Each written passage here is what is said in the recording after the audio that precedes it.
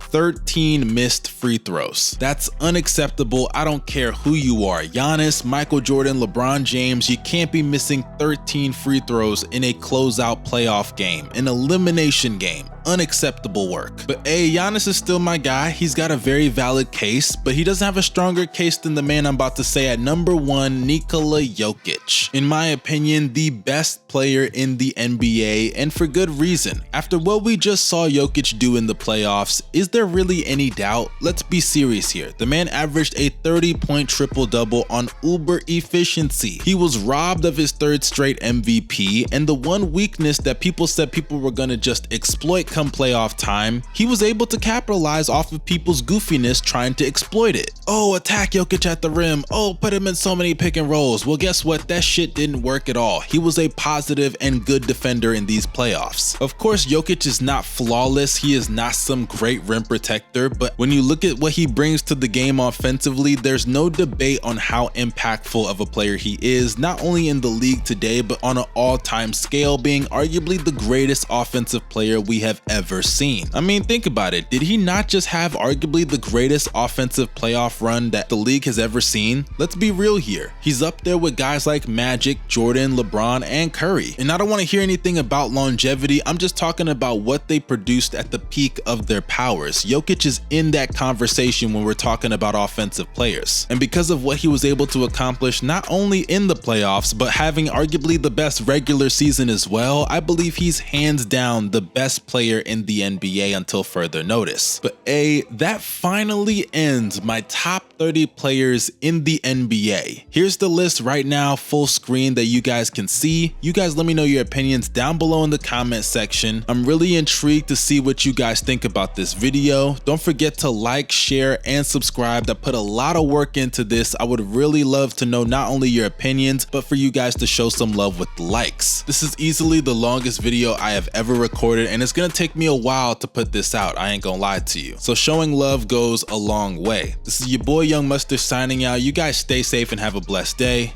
Peace.